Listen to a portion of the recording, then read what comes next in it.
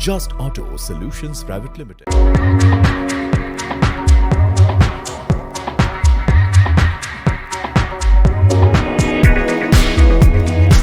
तो ये इलेक्ट्रिक वाला जर्नी चालू हुआ था 2012 में गवर्नमेंट में सोचा कि भाई ये इलेक्ट्रिक व्हीकल क्यों लाना है, क्योंकि we want to reduce the pollution, है ना। पॉल्यूशन क्यों कम करना है, जो आज इफेक्ट दे रहे हो 46, 47, 48 डिग्री तक पहुंच गए इस बार तो, है ना। गांधीनगर में भी जो गुजरात का सबसे ठंडा एरिया है उसमें भी 48 डिग्री जा रहा है, तो बाकी का सोचो कहाँ तक पहुंचेगा।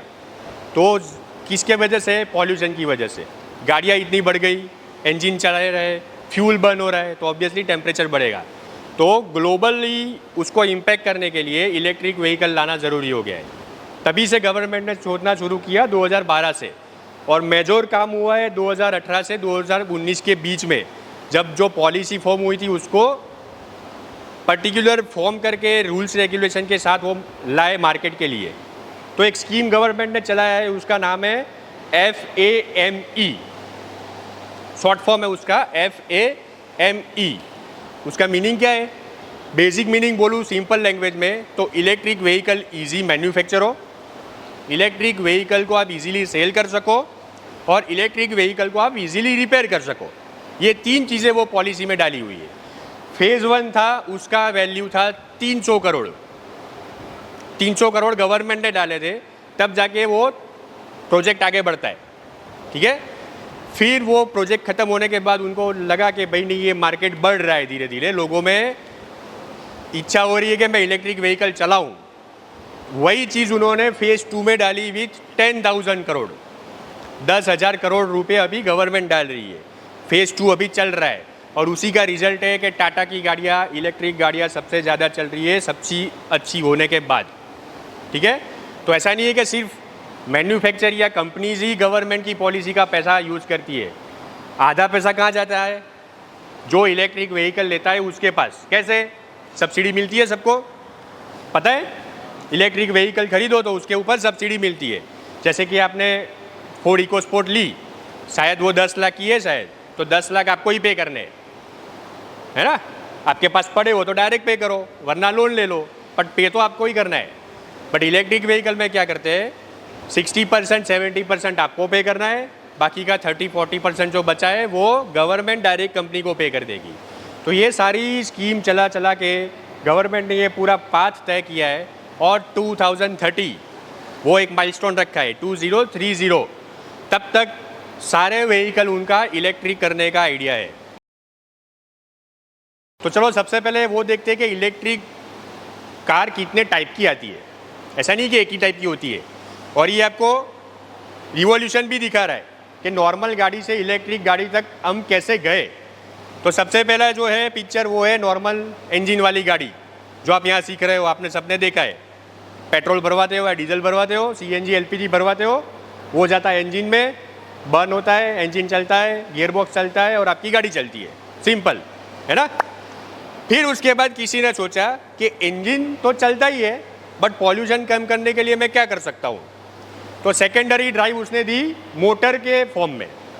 इलेक्ट्रिक मोटर है ना, जो फैन में चलती है, जिससे ये फैन चलता है, हाँ, जो अपना नॉर्मल सीलिंग फैन चलता है, उसी मोटर को बड़ी कर दी उसने, और वो मोटर लगा दिया गाड़ी पे। बट अभी भी वो वाली गाड़ी जो है वो मेजोरिटी चलती थी तो इंजन पे ही। बट अगर अब फ्यूल आपका ख़त्म हो गया तो आपके पास एक छोटी सी बैटरी है, छोटी सी मोटर है, उसके हिसाब से आप कार चला के पेट्रोल पंप तक जाओ, फ्यूल भरवाओ और फिर आगे जाओ, है ना। ऐसा सोचा।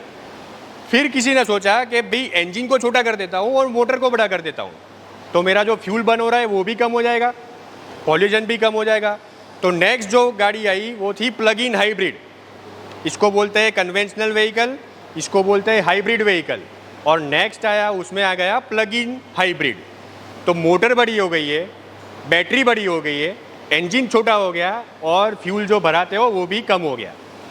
तो अभी गाड़ी जो आपकी चलती है वो मेजोरिटी चलती है मोटर से, ये वाली मोटर से चलती है, बैटरी कंज्यूम होती है।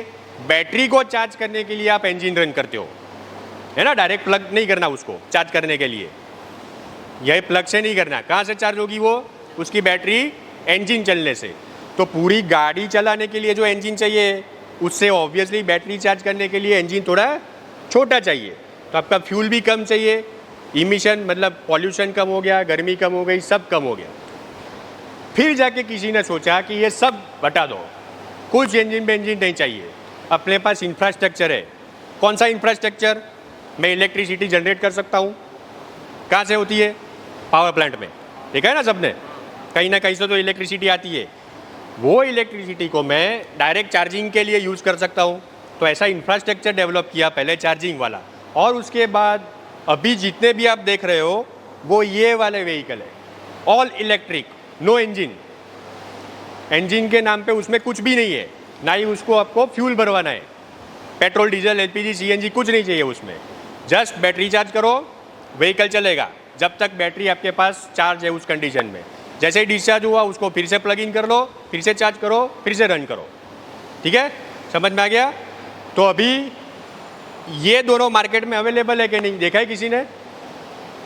कोई एग्जांपल किसी को पता हो तो, कहीं पढ़ा हो, कहीं देखा हो? Hyundai की कौन सी गाड़ी? जोस्ती, इनोवा, हाँ, सुजुकी अर्टिगा। सो सबसे पहले हाइब्रिड वाला मॉडल किसने लॉन्च किया था? टोयोटा वालों ने। टोयोटा प्रियस करके एक कार लॉन्च की थी बीच में, अभी तो ऑल इलेक्ट्रिक हो गया वो भी। वो प्राइस पहले हाइब्रिड व्हीकल था। कौन सा? प्लग इन वाला, है ना। उससे पहले मारुति वालों ने ये वाला लॉन्च किया था, हाइब्रिड इलेक्ट्रिक। कौन सी गाड़ी थी वो? Ciaz, very good. Blue colour की सियाज की गाड़ी दिखाते थे वो टीवी में, है ना। तो सारी गाड़ी आपने इंडियन मार्केट में आ गई है। ये तो चलती थी, ये सियाज के फॉर्म में आई, ये प्राइस के फॉर्म में आई, और अभी जितने भी इलेक्ट्रिक व्हीकल देख रहे हो वो ये वाला है।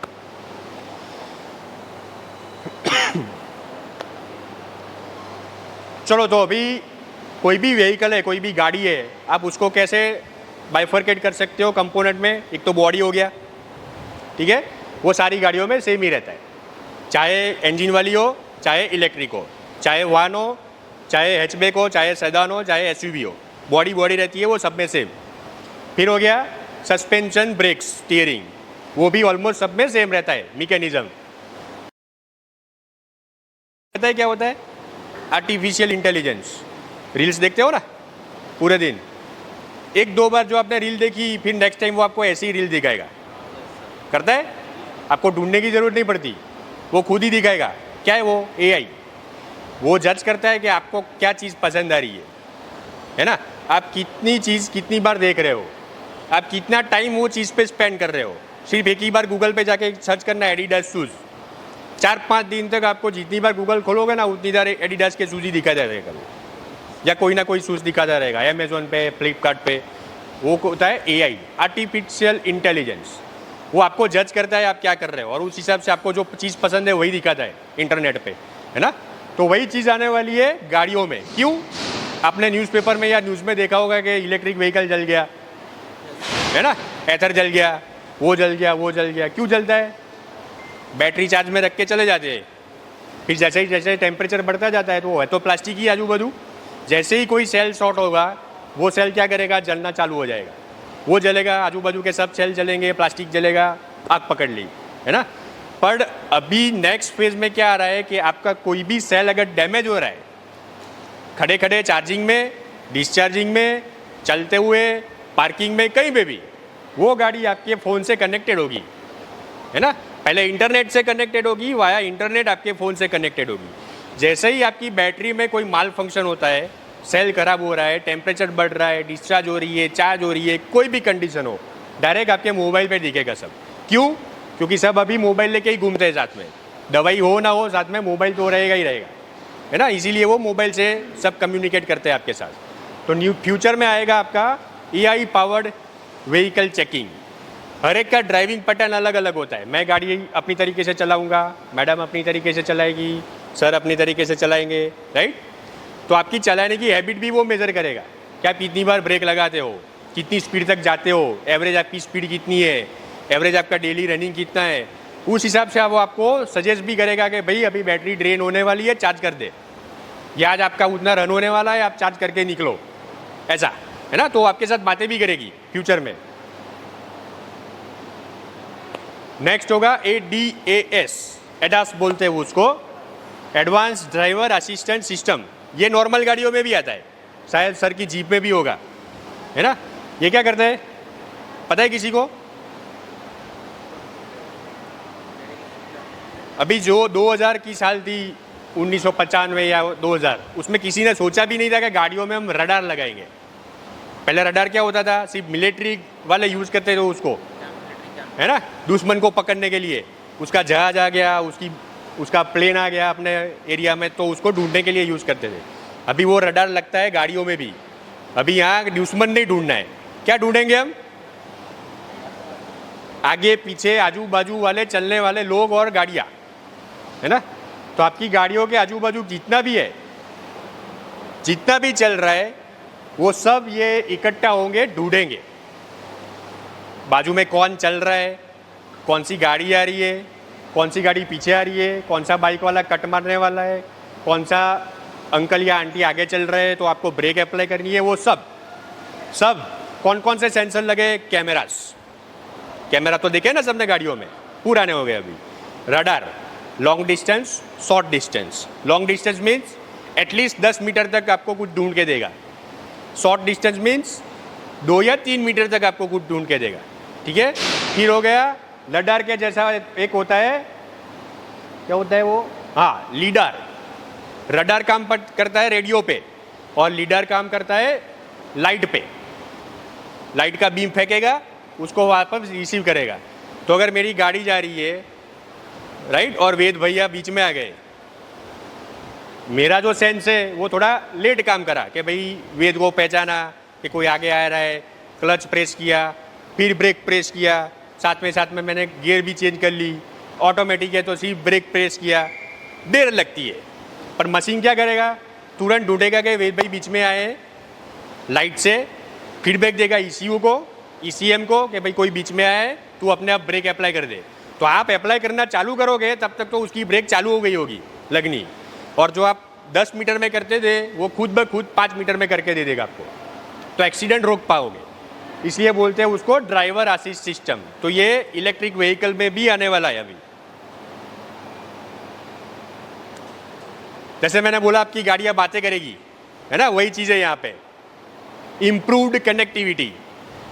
पहले बटन वाले फ़ोन थे, फिर जावा वाले आए, फिर विंडोज़ वाले आए, फिर एंड्रॉयड आया, अभी एप्पल वाला iOS आ गया है ना। जितना एडवांस करोगे उतना कनेक्टिविटी बढ़ेगा, जिसे अभी कनेक्ट हो गए थे अपन टीवी के साथ।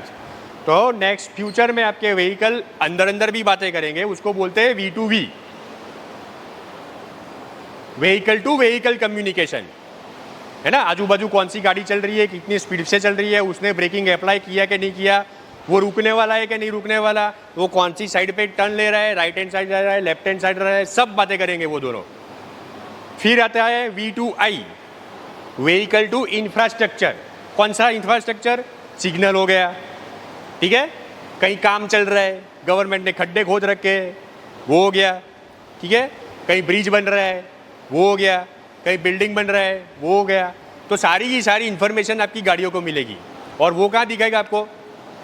डैशबोर्ड पे, कि आप जो रूट से जा रहे हो वहाँ का सिग्नल बंद है, वहाँ इतना ट्रैफिक जाम है, आप लेफ्ट ले लो या राइट ले लो, ठीक है। वो गूगल करके दे रहा है ना अभी, बट नेक्स्ट गूगल नहीं करेगा। क्या करेगा? आपकी गाड़ी करेगी, खुद करेगी। फिर आता है V2P, व्हीकल टू पर्सन। अभी पर्सन चलता हुआ हो गया या साइकिल पे हो गया, है ना। तो चलता हुआ पर्सन भी रोड क्रॉस करेगा कि नहीं करेगा, कितनी देर के बाद करेगा, आगे कोई है कि नहीं, पीछे कोई है कि नहीं, साइड में कोई है कि नहीं, सब कम्युनिकेशन होगा आपकी गाड़ी के साथ। और लास्ट में आता है V2N, व्हीकल टू नेटवर्क। कौन सा नेटवर्क? जिसको आप क्लाउड बोलते हो, है ना। ड्राइव देखिए गूगल की, जीमेल की ड्राइव होती है ना, सबके फ़ोन में होगा गूगल ड्राइव। वो क्या है? क्लाउड है ना। आपको कहीं और जगह मिली हुई है स्टोर करने की, आप वहाँ सारी फाइलें स्टोर करते हो। आपके फ़ोटोज़ हो गए, पता है ना सबको, आपके कैमरे में जितने भी फ़ोटो आप कैप्चर करते हो वो इंटरनेट पे अपने आप अपलोड हो जाता है, अगर आपने सिंक रखा है तो, आप चाहो कि ना चाहो, वो सब गूगल में पड़ा है ना। उसी तरीके से आपका व्हीकल भी नेटवर्क के साथ टच में रहेगा और सारी की सारी जितनी भी गतिविधियाँ आपके आजू बाजू हो रही है आपके एरिया में, वो सब आपके इंफोटेनमेंट को पता चलेगी। वो सिर्फ उतना ही आपको दिखाएगा जिसका आपका काम का है। ट्रैफिक जाम हो गया, डाइवर्जन हो गया, एक्सीडेंट हो गया, एम्बुलेंस कहाँ पड़ी है, हॉस्पिटल कहाँ पे नज़दीक में, वो सारी की सारी इंपॉर्टेंट चीज़ें ही दिखाएगा, बाकी सब फिल्टर आउट हो गया। ठीक है, तो ये भी चीज़ें फ्यूचर में आने वाली है। Next generation of electric vehicle कितने कितने देखे हमने।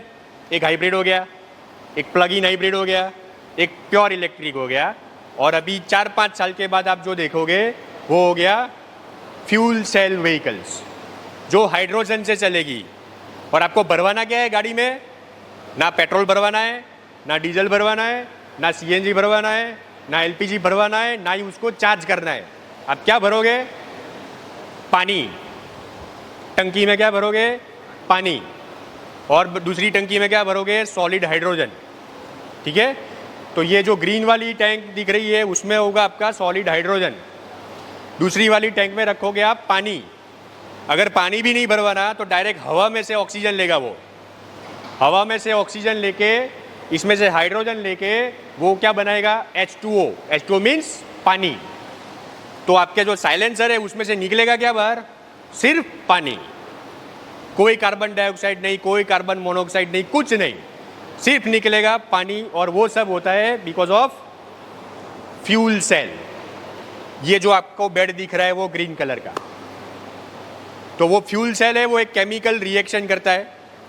जैसे आप फटाका जलाते हो, फूटता है, लाइट आती है, साउंड आता है, ऐसी ही चीज़ उसके अंदर होगी।